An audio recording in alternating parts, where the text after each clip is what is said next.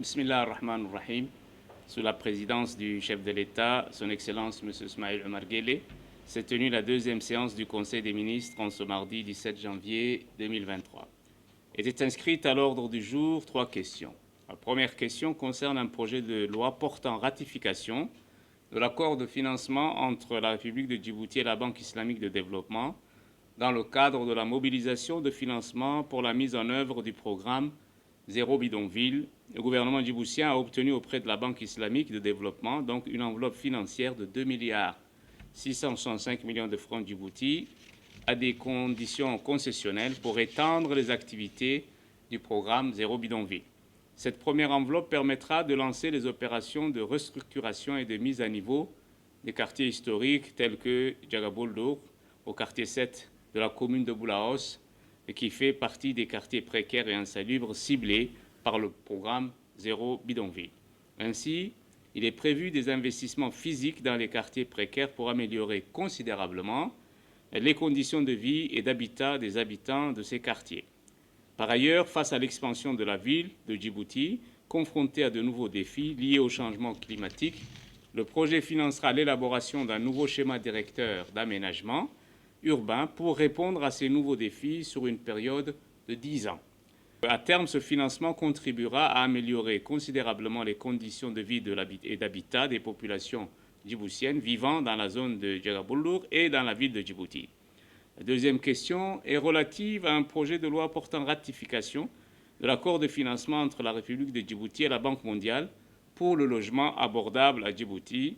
Donc, afin de relever le défi de l'accès au financement d'un premier logement par nos compatriotes, le gouvernement a obtenu un financement auprès de la Banque mondiale d'un montant de 2 milliards 665 millions de francs Djibouti à des conditions concessionnelles. L'objectif attendu de ce projet est d'élargir l'accès au financement du logement abordable pour les populations des catégories sociales et économiques les plus vulnérables.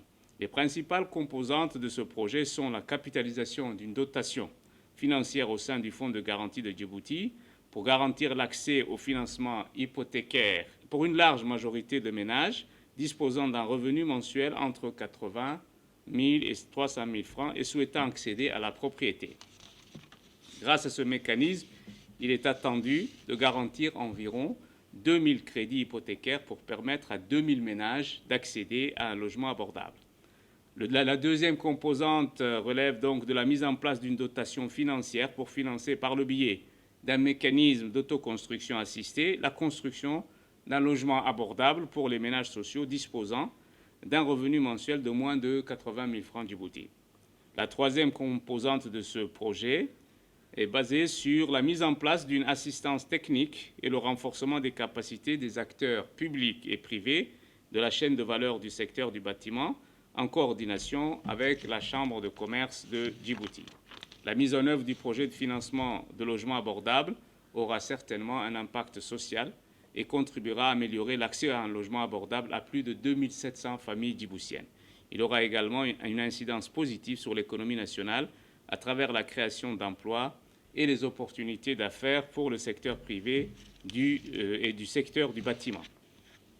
La troisième question est relative à un projet de décret portant organisation et fonctionnement de l'Agence nationale du tourisme. Le tourisme est un secteur de l'économie djiboutienne présentant un fort potentiel pour le développement du pays. C'est dans cette perspective que le gouvernement, conformément à la feuille de route de Son Excellence Monsieur le Président de la République, s'est attelé à un vaste chantier de réforme pour tirer profit de ce secteur en termes de création d'emplois et de richesses. Parmi les réformes entamées, la nécessité de donner une nouvelle impulsion au cadre institutionnel de l'Office national du tourisme a été définie dans la loi 45 de l'an 2018, 8e législature, du 30 avril 2019, et la loi 104 en 2020, 8e législature, relative à la transformation de l'ONTD en Agence nationale du tourisme avec un statut d'établissement public, industriel et commercial, pour permettre à l'institution d'atteindre les objectifs fixés par le gouvernement. Le présent projet de décret permet donc de définir la nouvelle architecture organisationnelle de l'Agence nationale conformément aux orientations majeures définies dans le schéma directeur de développement, notamment les différentes structures distinctes mais complémentaires qui explicite donc ce schéma. Le présent projet de décret permettra donc à l'ANT de mettre en œuvre un cadre stratégique ambitieux permettant au secteur du tourisme d'être un levier de lutte contre la pauvreté pour la création d'emplois et de richesses pour la population.